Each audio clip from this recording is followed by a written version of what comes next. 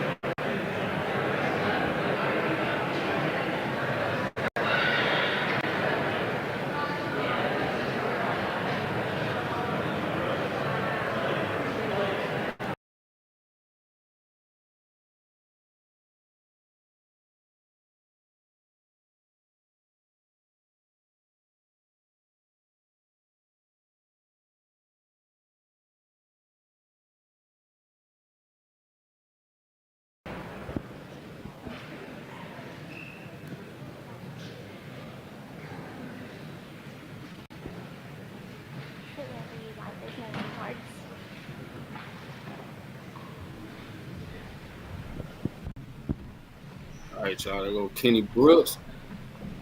Looks like it's about to begin.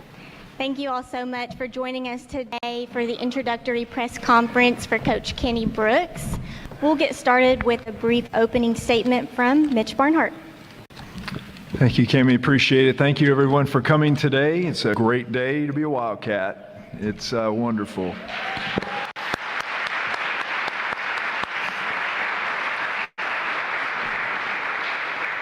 Great to have everybody here. I'd like to thank a couple people that sort of assisted in the search and walked us through all this journey that's led us to today. And so Rachel Baker and Tiffany Massey, I thank you so much for all you guys did. And as sort of as we began the search, Rachel walked into the office one day and she says, if I could have one person lead our program, it'd be this guy.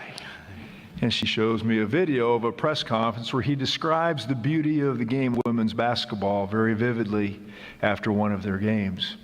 It caught my attention about the way he spoke of his players, about the way he spoke of the game and what it meant to him. His demeanor, same on the sidelines as it was in the press conference. Passionate, loving, a care for something that he deeply adored, the game of basketball. And he has done that remarkably well over an amazing career, and I'm going to chronicle a few things that were just impressive as heck as you begin to look at his resume. And most of you have read this. He's our 9th women's basketball coach at Kentucky. Over 500 career wins as a head basketball coach at James Madison, where he's the winningest coach in the history of the school. 180 wins at Virginia Tech, 11 regular season and tournament conference championships, 10 NCAA tournament appearances and 1 Final Four, 6 WNBA draft picks since 2015, 7 total picks, 18 20-win seasons and 22 total seasons as a head coach. Includes 18 20-plus win seasons in his last 19 seasons as a head coach, the lone exception being the COVID year. Guided players to 7 Conference Player of the Year honors. In the last 2 seasons combined, Brooks went 2-0 against Tennessee and 3-0 against Louisville.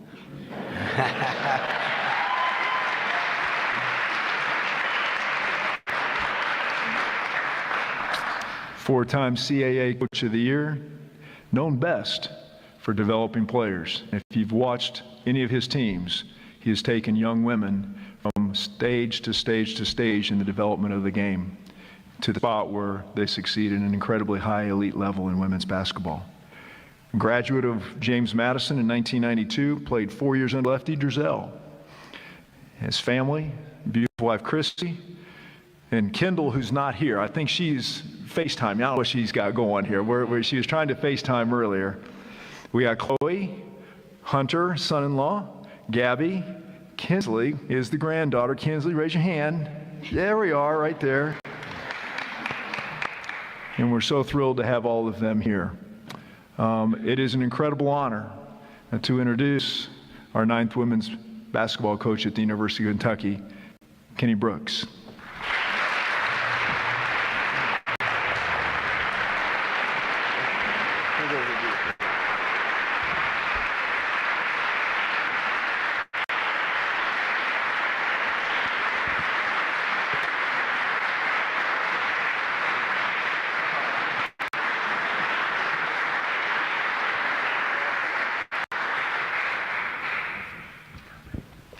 Thank you, Coach Barnhart. We'll move now to an opening statement from head coach Kenny Brooks.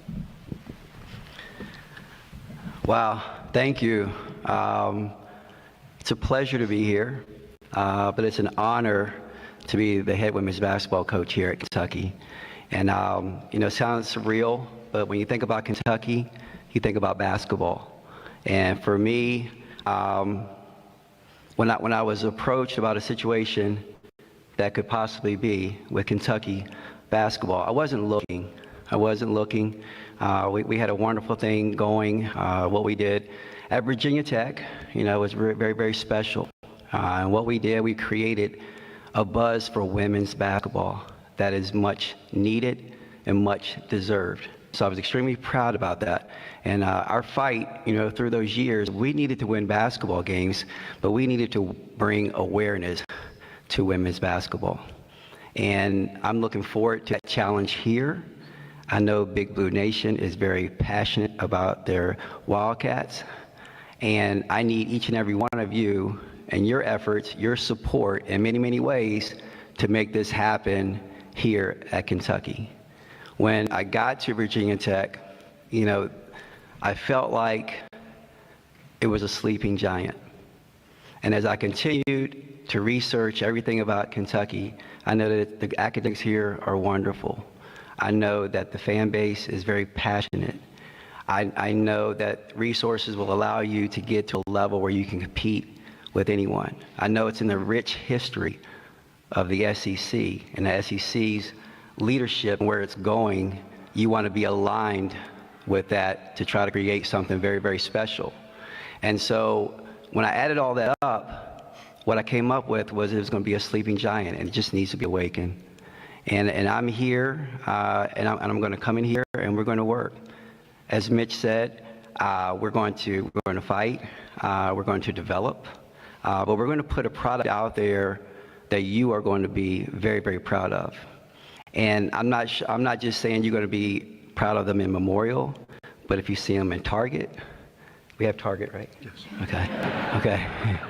You see them in Kroger, wherever you see them, you're going to be able to approach them, and you're going to be very, very proud that they represent the University of Kentucky. And that's how you build a program.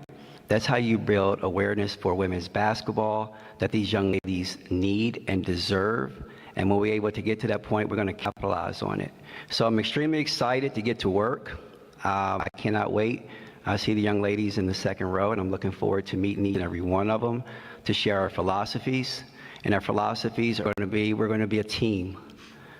In this day and age, sometimes there's a lot of individualism going on. But if you want to continue, you want to compete for championships, you need to be a great team.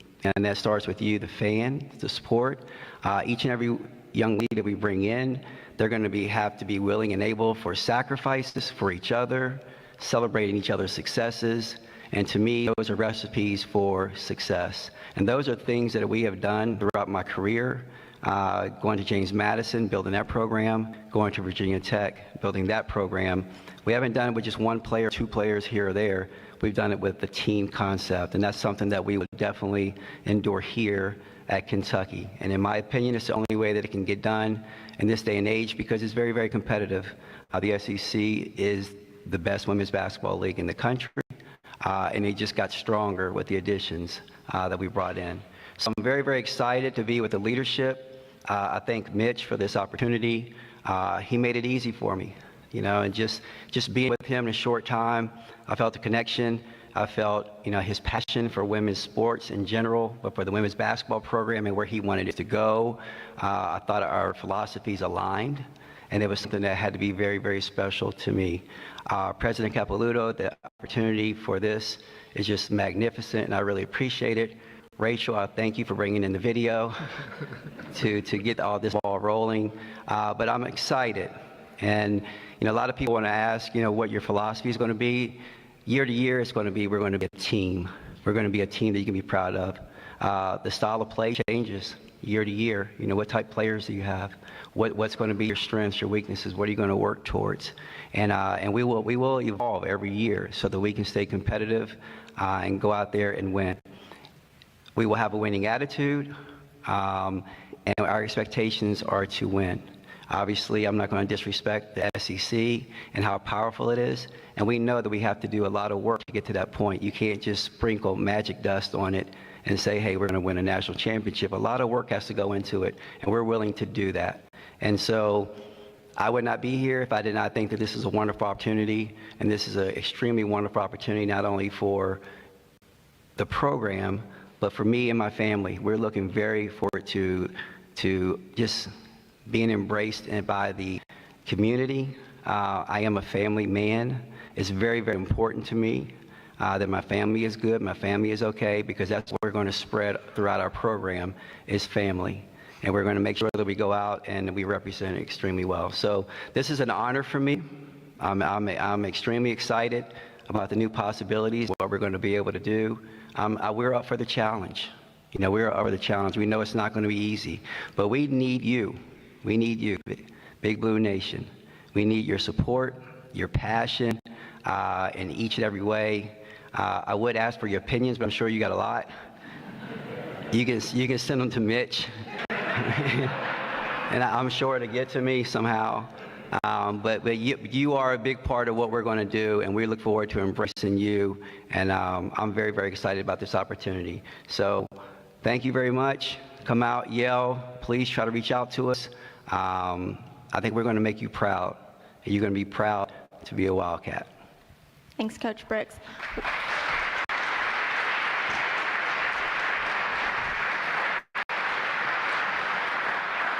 We'll open it up to Q&A. If you don't mind to raise your hand, and we'll bring a mic to you. Please speak into that mic and state your name and your outlet. And we'll go ahead and start with, raise your hands. We'll start with Larry Bott, and then we'll go to Caroline next. Front row, black hat. Coach, when you come to a situation like this, you're talking about roster construction. Does it start with evaluating who you've got? You talk to players where you've been, you talk to players who are committed to you, you may get to talk to you. Just kind of walk me through how the process will be of putting your roster together. Well, I don't know if there's a blueprint for today's roster construction or reconstruction, however you want to call it. I'm looking forward to sitting down with the young ladies and just talk about a lot of different things, the expectations, what they're looking for, just getting to know them. I know a few of them. I recruited a couple of them. I competed against a couple of them. We played Kentucky, I think it was last year, Bahamas. So very, very familiar with what they do.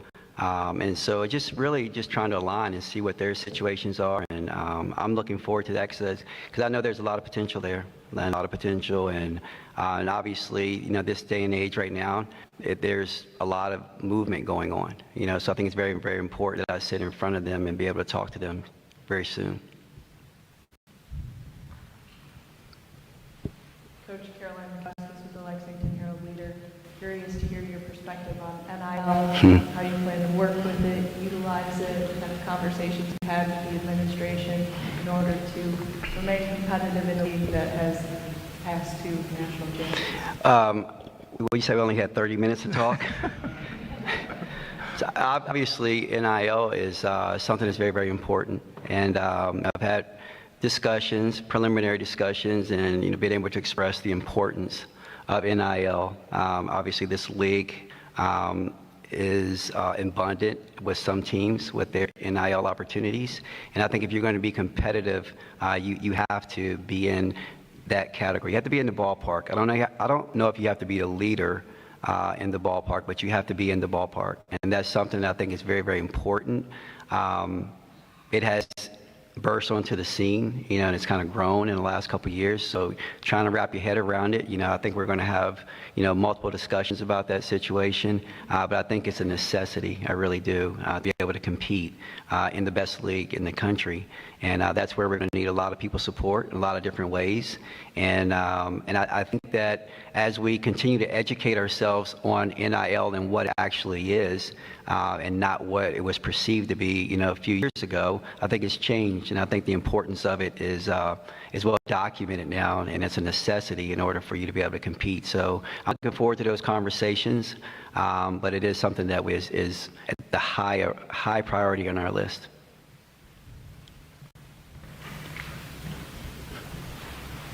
Hello, Coach. How are you? With College Sportscast. Your former AD, Virginia Tech AD, had some very high praise on you about your player development. I was just wondering what set you apart for your player development? When I was talking to Mitch early in the process, I told him I will go out and I'll kiss babies, I'll shake hands, and I'll do whatever you need me to do, but where I want to be is here. And that's the most enjoyment that I get out of this, is to be in the gym with our young ladies. And it's been the cornerstone of every program that I've had. And everywhere we've been able to bring in young ladies who are willing and able to meet me halfway, go above and beyond. And if so, you're going to be able to reach your goals through hard work. I've never coached a McDonald's All-American. And this past year we had 2 AP All-Americans on our team this year, and it was through lots of hard work. We had a 3-time ACC Player of the Year, and I don't know if she was a top 50 recruit, and it's because of the hard work that she put in. And that's been the cornerstone of our program, is development. Every coaching staff that I've had, we work tirelessly, and I don't think any time a kid is asked to come in the gym and work, we haven't been there. And that comes from the top. And it's not just my assistants who do it, I'm there. And when I'm able to get out there with the kids and work, I know I'm older now and I can do half court stuff. All right, I can't get up and down the floor, but I think I'm a pretty good teacher of individual skills and their development. And so I'm down here with them, and it's not just a matter of, hey, I have an assistant coach out there doing the work. I'm there with them, and that helps build relationships. And I get to know them each and every day. And if you have kids, as long as you're around your children, they'll tell you anything you want to know.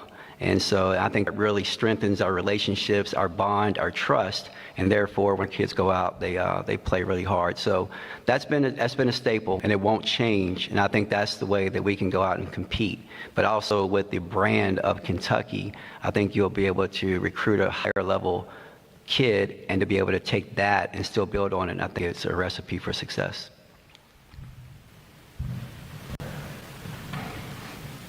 Hey, Coach. John Huang, NOLA Media. Welcome to Lexington. Thank you. First of all, how would you like us to address you?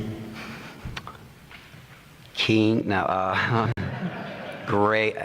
However you like. I mean, I've been known as Coach. If you say Coach Brooks, I'll turn around really, really quick. If you say Kenny, it might take a couple times to get me to go, but whatever you like. All right, Coach Dawn Staley has said on several occasions that Kentucky was a wonderful landing spot. Great facilities, support, fan base, tradition, and yet it hasn't had a whole lot of success if you measure it in terms of Final Fours and championships. Why do you think that is the case? I don't know. I don't know, and I know that there have been several coaches before me. Kyra, I have the utmost respect for her and the job that she did. She's a terrific person. I've always supported her. She's always supported me. Matthew Mitchell, I coached one game in Memorial, and it was against Kentucky. It was in the WNIT, and I know they had, some success back then. I just know what it can be, and I'll agree with Dawn. And I think the city, everything that I hear, I'm really looking forward to seeing the city, because everything that I hear, it's a wonderful city, passionate fans, and just with the resources waiting to burst, where you can capitalize on it. Now, it's a very tough league, and I understand that, but I think that if we get in and we put in the work, the sky's the limit. No one thought we were going to go to the Final Four at Virginia Tech. You know, the first year I was there, we were preseason 14th in the ACC. And I stuck my foot in my mouth, I thought, and I said, you know, if Syracuse can go to the Final Four, why can't we? And the whole place erupted, and I was like, uh-oh. But we got there. We got there with a lot of hard work and countless hours in the gym. And when people counted us out, I think this is a sleeping giant. It's a great opportunity, you know, and if it weren't, I wouldn't be here. And so I'm looking forward to, you know, getting in and hard work. I'm going to be knocking on everybody's door to just make sure we get the support that we need. Because if so, I think this can be a tremendous, tremendous opportunity. Coach Oscar Woodall from Haywood Media and Radio Labs. You said you weren't looking for a job when you were a coach. So what was appealing to take this job? Was it competition in the SEC or something else? Yeah, there were a number of reasons. Obviously, at Virginia Tech, being in Blacksburg, you know, very, very comfortable. Just coming off of a Final Four appearance, ACC championship. We won the ACC regular season this year. We had 8 or 9 sellouts in a 9,000-seat arena, and you know that's living pretty well in women's basketball. And this situation came, and you know, to be honest with you, the landscape of college athletics is changing. And with leadership of the SEC and where it's going alongside with the Big Ten, you know, you kind of want to align yourself to be able to compete at the highest level year in and year out. And so I looked into all those factors, and you know, just everything that it presented, the resources to be able to go out and compete consistently. And I just thought that it was in my gut, it was the right move. You know, I talked with my wife extensively about the situation, my family, because, you know, they're most important to me, and they were on board.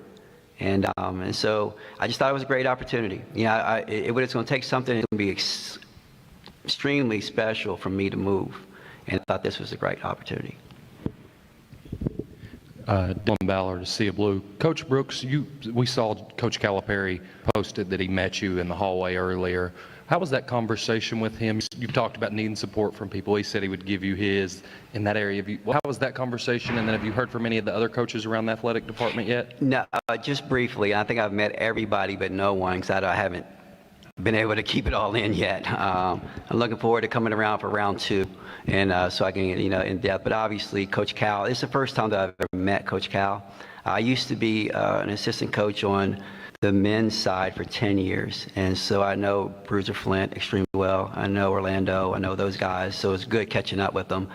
But just the interaction with Cal, you know, I'm going to lean on him, and you know, we do have, you know, newspapers, you know, everywhere, Blacksburg, and I know there's been a lot going on with Coach Cal and the situation, but he's one of the best in the country, and I'm looking forward to picking his brain, anything and everything about Kentucky basketball. Because when we talk Kentucky basketball, it's an umbrella that you want to be under. It's a brand, and I'm looking forward to capitalizing on it. And in any sport that we're successful in here in Kentucky, you want to piggyback off of that, because just great exposure. So I'm looking forward to that. But Coach Cal, you know, it was a brief discussion, introduction, and I'm looking forward to picking his brain more. Coach Tonya Witt, Rise Up Sports Media, you built a really strong fan base for women's basketball at Virginia Tech. What's your first order of business to do that, to build a strong fan base for women's basketball at Kentucky? Well, obviously, you know, constructing, you know, the rest of the roster, and just bringing in young ladies who believe Kentucky Wildcat basketball. I think you have to understand what you're representing, and representing the name on the front. And when you can do that, the pride will seek out, and everyone will be attracted to that. And we're looking forward to that. And you have to get, you know, great players to make a great team. But I think you have to champion for the cause. And when I was at Virginia Tech, every chance I got, I was talking about the opportunities that they deserved. I'm a father of 3 daughters, and I've often said, you know, being a father of 3 daughters, I wonder if it's made me a pretty good women's basketball coach, or being a women's basketball coach has made me a pretty good father of 3 daughters. Either way, it goes hand in hand. And, I understand them, I respect them. I want to tool them so they can be ready to take over. Because I've often said, I've coached on the boys' side, I've coached on the girls' side, and girls are smarter. and I've had opportunities to go back. I've had overtures to go back on the men's side, and I didn't want to because I think this game is special.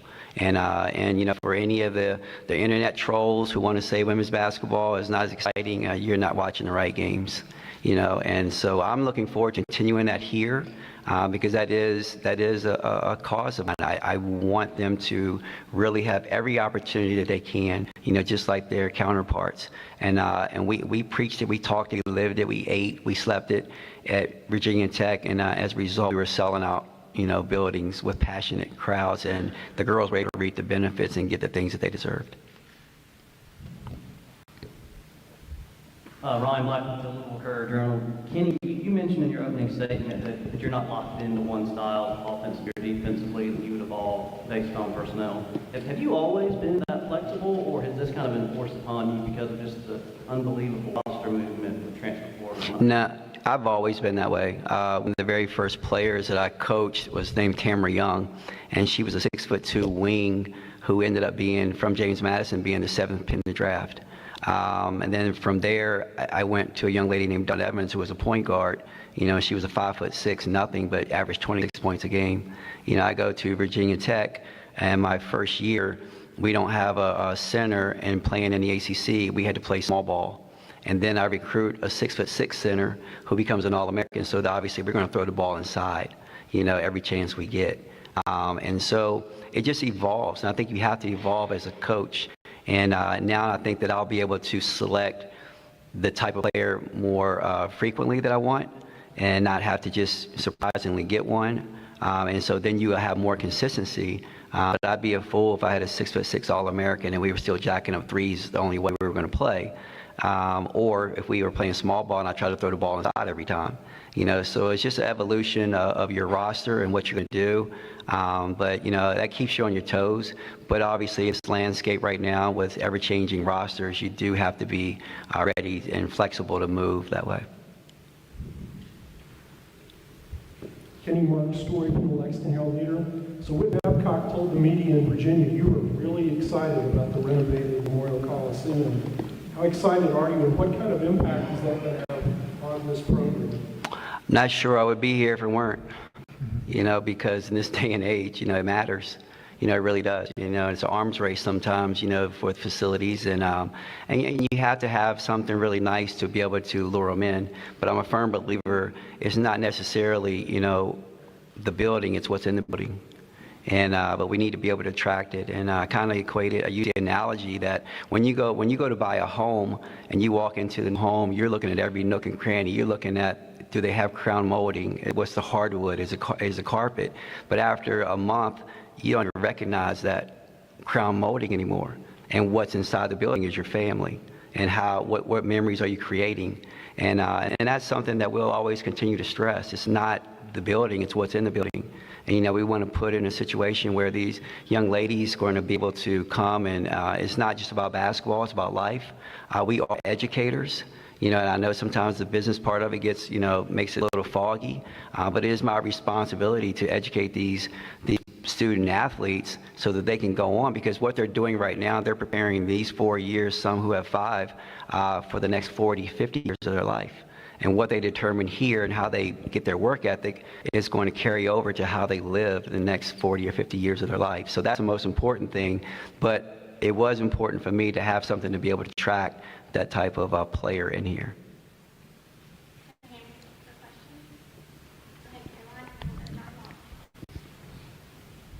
Coach, you've had some great assistants over the years. Mainly Sean Huffey, new opportunity this week as well. When it comes to the types of people you look for when building your staff, the people you want around you, you kind of talk us to what you prioritize. Yeah, I'm very fortunate. I've had 9 assistant coaches go on to be head coaches. And something that's very, very impressive to me, just because we want to recruit. When you go out and you're trying to recruit players, you want people who are going to represent your program and make you proud. Coaching is the same thing. You want to get people in who are willing to sacrifice for the team. And, you know, they got 10 toes down. They're not worried about, okay, hey, I'm trying to get a job. I'm going to work hard. I'm going to abide by the philosophy and spread that philosophy throughout. We're going to live it so that I'm not going to be around all the time, but to have trustworthy assistants who are going to really share the same message. I think that's extremely important. But it was a really cool moment on the ticker the other night. Sean Poppy was my assistant coach for 4 years at Virginia Tech. He's now the head coach at Clemson. And back to back, it says Kenny Brooks, you know, head coach at Kentucky. And then the next one says Sean Poppy, the head coach at Clemson. And announced on the same day. So that's a pretty cool moment. But I've always had great people around me who share the same philosophies. They spread it with the same message. And that's how we've had that success with people going on. And I think that has trickled down to the success of our programs throughout my tenure.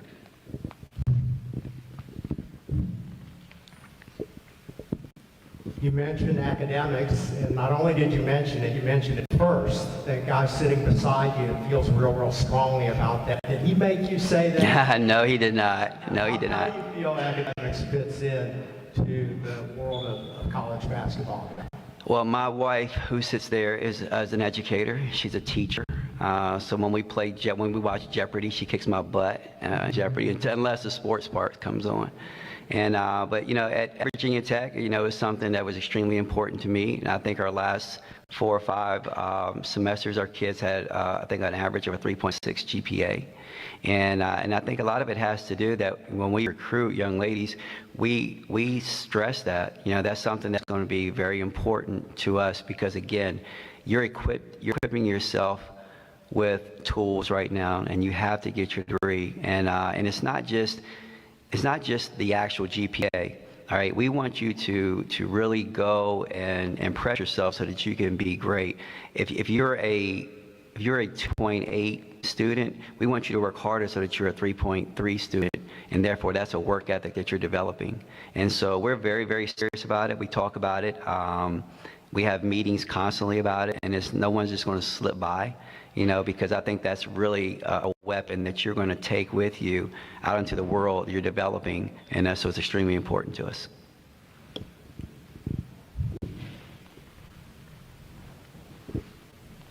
So you played for the Hall of Fame coach, I did. Lefty Giselle, and I was just wondering, is there anything about your coaching style that you have taken from Lefty's coaching abilities? Almost everything except for his demeanor. He was a stomper, and I remember when I first started playing for Lefty, he would call me and he would say, "Kenny," and he would do like this. And I would run over there, and in front of 6,000 people, he would rip me for about 3 or 4 or 5, 10 seconds, about like a minute. And probably about midway through the year, he was stomping, and he would call me over, and I was ignoring him. And my teammates would go, "Coach is calling you." I say, "I hear him." But I'm not going over there. But seriously, that man did so much for me. He did so much for me. Gave me my first job coaching. My interview went just like this. He called me. He says, "Kenny, you want to coach?" I said, "Yes, sir." He said, "Be here Monday." So that was my first interview. And I got there, and I learned so much about the game within the game. When I played for him, I thought he was crazy. I really did. And I didn't know what he was doing to me. And then I learned he wasn't doing anything to me. He was doing it for me. He taught me how to be a man. He taught me how to be a husband. He taught me how to be a father. He taught me how that you incorporated it all into a program to be successful. Because he had his wife, who he loved dearly. His family was always around. And as I started to become a head coach, I wanted my family around. And so many people told me, "You can't have your family around as much. They're a distraction." And I watched him do it. I watched him hug on his wife, kiss on his wife. I saw him bring his family into everything. And that's what I've been able to take away the most from that. And he was special. I love him. He passed away not too long ago.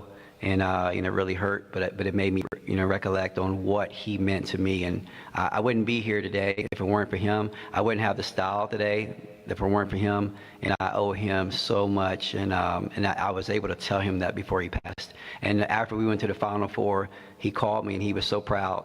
And when he got inducted into the Hall of Fame, he had a situation. He said he was going and he was killing it. He had the whole place laughing, and he said, I have two former players who are now head coaches.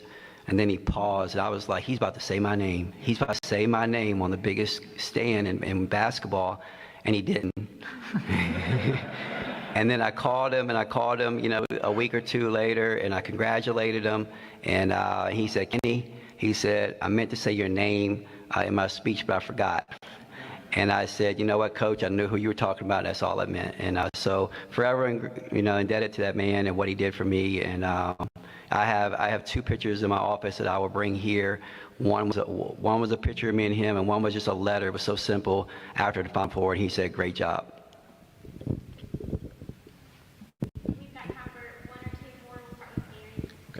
Coach, talk a little bit about your philosophy on in-state recruiting. There's a pretty potent junior class here in Kentucky right now that maybe doesn't have Kentucky on their final list right now. How do you kind of approach in-state recruiting? Like I said, when you think about Kentucky, you think about basketball. And we definitely understand the importance of keeping in-state players at home. We also understand the importance of fit. And so we'll look at all of it and make sure that it's going to be a great fit, because sometimes situations, like some kids just want to get away.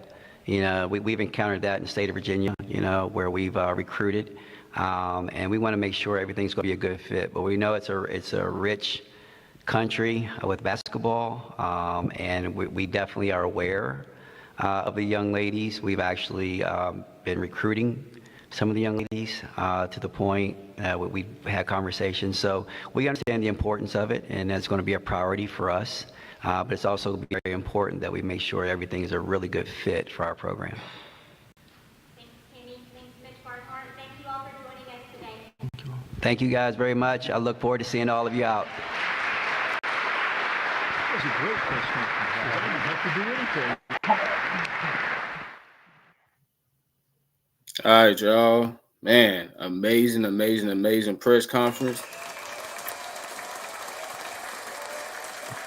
Yeah, amazing press conference by head coach Kenny Brooks. And I'm telling y'all, I said this on last night, y'all, Kentucky women's basketball is back.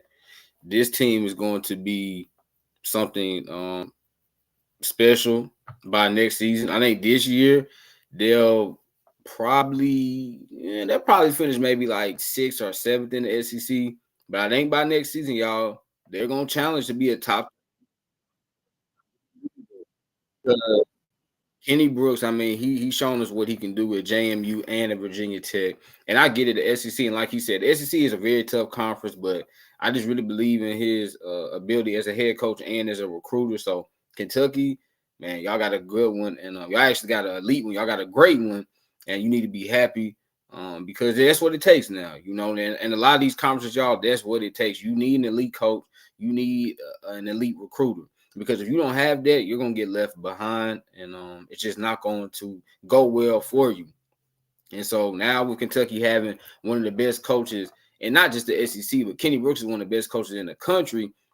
Now Kentucky, y'all, they're back on the map, and they already have an advantage over a lot of teams just because of their head coach. So once he builds this roster out, which that roster needs some construction. We know that. But once he is able to recruit some players, and then once he's able to get some players via the transfer portal, Kentucky is going to be A-OK, and they will be one of the best teams in the SEC for years and years and years and years to come, y'all.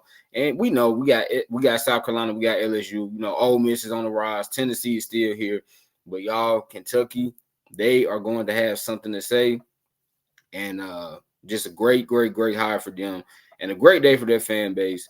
And just cannot wait to see what Coach Kenny Brooks is going to be able to do. But y'all, yes, there was Kentucky women's basketball new head coach Kenny Brooks giving his introductory press conference. Remember, y'all, laughter is good medicine, so make sure you get your daily dose. Y'all know I'm going to end it, man. I love y'all. God bless. Peace.